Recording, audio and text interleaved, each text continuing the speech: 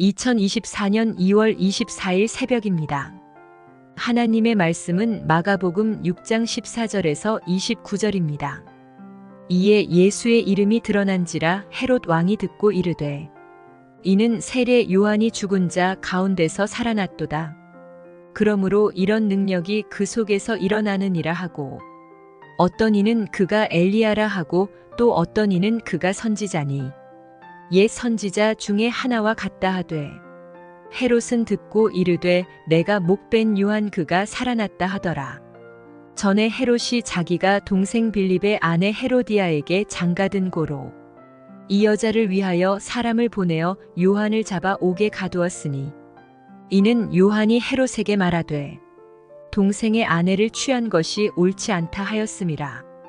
헤로디아가 요한을 원수로 여겨 죽이고자 하였으되 하지 못한 것은 헤롯이 요한을 의롭고 거룩한 사람으로 알고 두려워하여 보호하며 또 그의 말을 들을 때에 크게 번민을 하면서도 달갑게 들음이러라.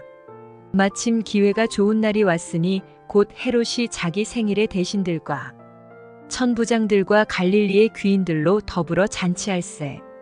헤로디아의 딸이 친히 들어와 춤을 추어 헤롯과 그와 함께 앉은 자들을 기쁘게 한지라.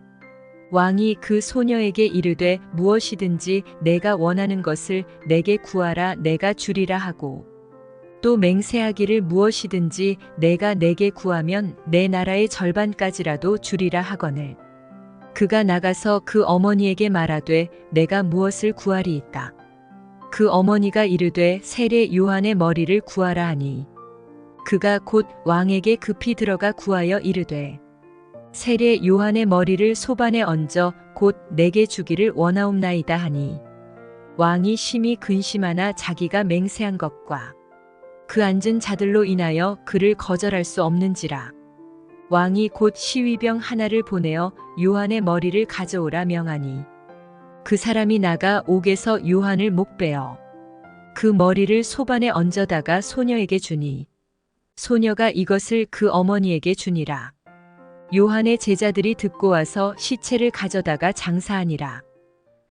하나님 말씀을 증거하겠습니다. 우리가 여호사밧 왕을 잘 알고 있죠. 성가들을 동원해서 하나님의 능력이죠. 적군을 물리쳤던 왕입니다. 성군으로 꼽히는 왕이죠. 근데 그가 실수한 것 가운데 하나가 뭐냐면 그의 아들이 이제 여호람인데 그 정략 결혼을 시킵니다. 북이스라엘의 아합과 이세벨의 그 딸이 아달랴거든요. 이 사람과 결혼을 시킨 거죠. 그러니까 문제가 이제 발생하게 되는데 그래서 그 아들 여호람이 아버지를 떠납니다. 하나님을 떠나서 이제 우상 숭배를 하게 되죠. 8년을 나중에 통치를 했는데 백성들이 이제 죽어도 곡하지 않습니다. 왕족이 들어가는 묘에도 놓지 않죠. 그 다음에 이제 아달랴는 아들에게도 영향력을 행사해서 하나님을 섬기지 못하게 하는 거죠. 완전히 타락합니다. 다음에는 스스로 왕이 돼가지고 이스라엘을 타락시키게 되죠. 그러니까 우상 숭배하는 여자 한 명이 들어오니까 이 3대가 엉망이 돼버린 것입니다. 예부터 그 남자는 이제 머리라고 하지만 우스갯소리로 여자는 그 머리를 움직이는 게 목이라고 했지 않습니까? 지금 여러분들이 아내라면 그리고 어머니라면 여러분 어떻습니까? 여러분 스스로 영적으로 건강합니까? 아니면 피폐해져 있습니까? 여러분이 아내라면 남편에게 영적으로 힘을 주는 사람입니까? 어머니라면 자녀들에게 영적으로 용기를 줍니까? 우리 하민교회 여성분들은 늘 성령으로 충만하게 되기를 주의 이름으로 축원드립니다. 오늘 본문에 보니까 헤로디아라고 하는 그런 여자가 나오죠. 원래 그 헤로디아라고 하는 여자는 빌립의 아내였죠. 근데 이렇게 당시에 그 대세가 오늘 본문에 나오는 그 헤롯 안디바한테 점점 기울어지게 됩니다. 이때 이 안디바는 동생의 이제 아내가 헤로디아인데 탐이 났던 거죠. 그리고 또 헤로디아도 지금의 남편 밑에서는 권력적인 한계, 그 정치적인 야망이 있었거든요. 한계가 느껴진 거죠. 그래서 남편을 버려버리고 헤롯 안디바한테로 다시 시집갑니다. 이걸 세례 요한이 잘못됐다라고 지적을 했던 것이죠. 일단 이 권력의 노예가 된 사람은요, 물불을 가리지 않습니다. 헤로디아에게 세례 요한은 눈에 가시 같은 그런 존재였던 거죠. 그래서 연애를 베풀 때에 자기 딸을 이렇게 춤추게 합니다. 그리고 왕이 이제 무엇인가를 요구할 때 세례 요한의 목을 달라고 그렇게 사주를 한 거죠. 이 얼마나 이게 잘못된 행동입니까? 자기 딸한테 살인을 사주한 거잖아요. 아니 어떻게 부모가 자기 자식한테 이런 일을 시킬 수가 있겠습니까? 그리고 당대 최고의 고관 대작들이 모인 자리인데 최고의 의로운 선지자를 죽인 것은요. 자기 남편을 이렇게 코너로 몰아가는 그런 행동이거든요. 잘못된 행동입니다. 그리고 결국에는 세례 요한을 죽여버리잖아요. 여러분, 이 야망이라고 하는 것이 무서운 게 뭐냐면 절대 남자 여자를 가리지 않습니다. 일단 그것에 한번 사로잡히게 되면 그 사람 주변에 있는 모든 것들을 다 초토화시킨다라고 하는 것이죠.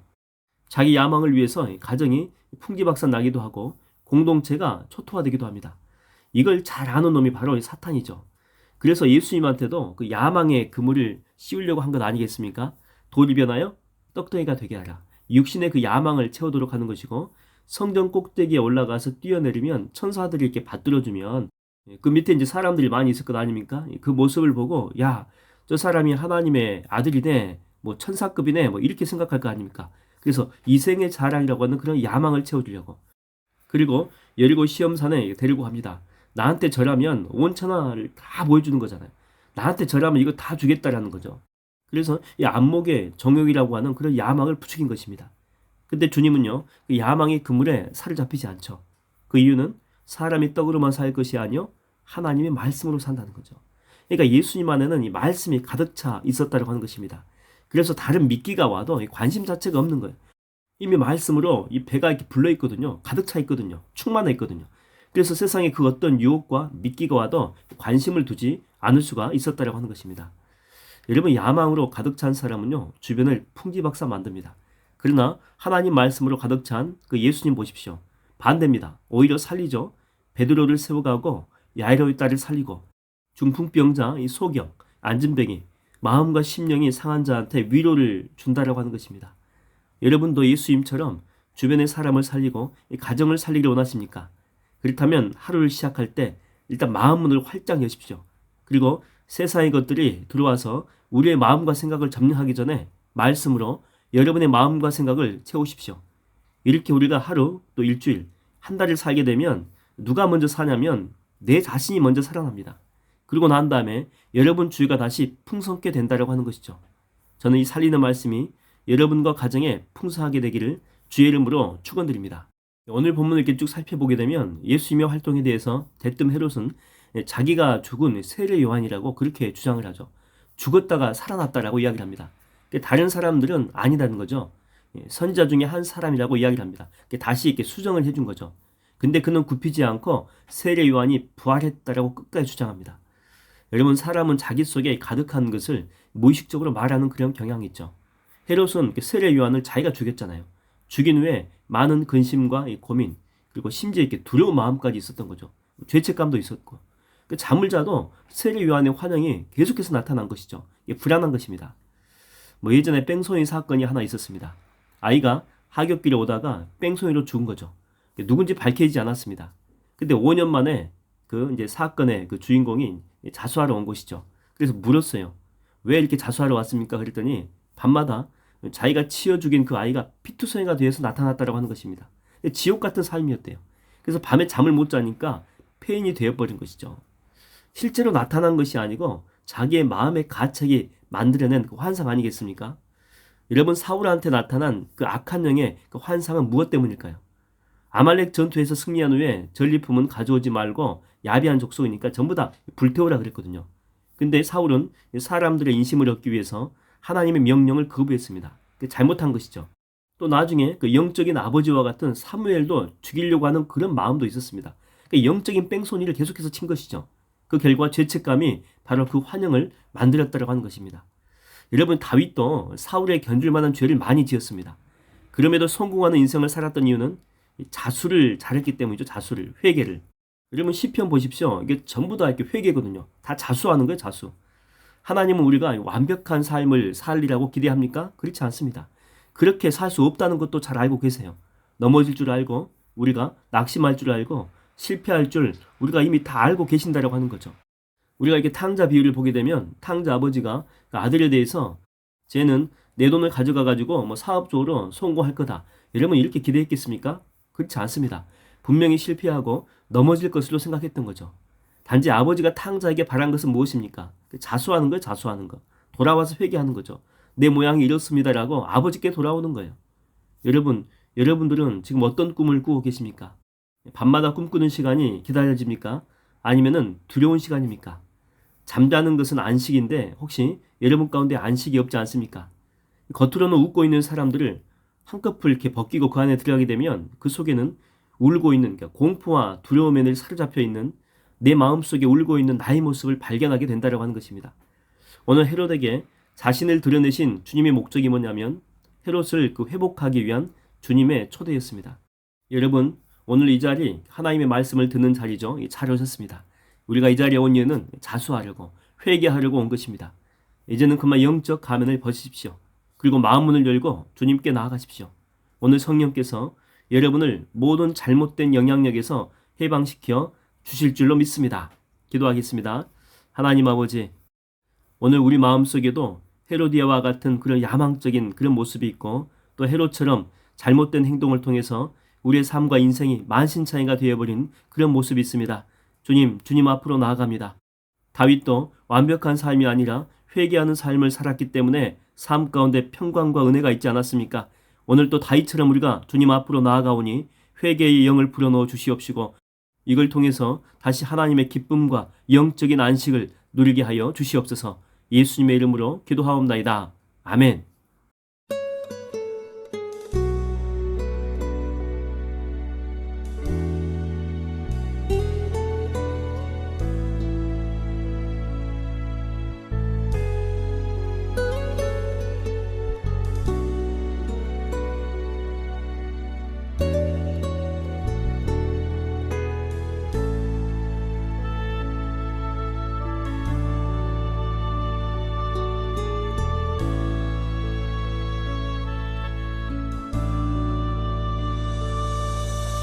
주님 보좌 앞에 나아가 참된 안식과 기쁨 나누리겠네. 경배하며 주의 얼굴 구할 때 신실하신 주님 찬양해. 기도 들으시는 하나님, 폭풍 속에 내 등불 내 노래시라.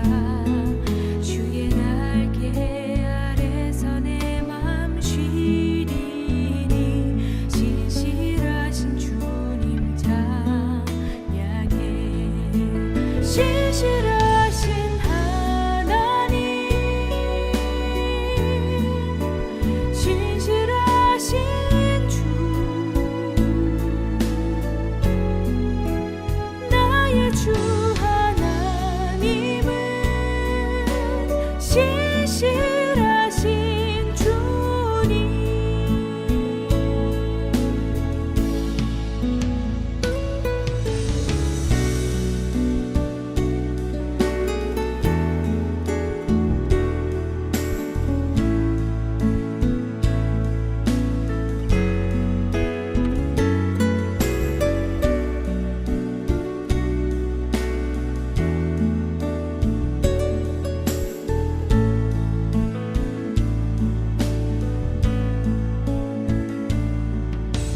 평화 내려주신 하나님, 나로 고통받는 자를 위로하게 하소서.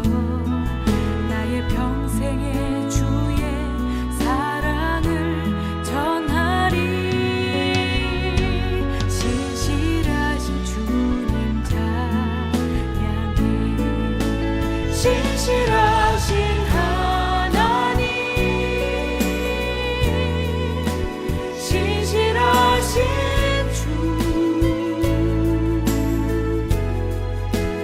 나의 주 하나님은 신실하신 주님. 신실하신 하나님,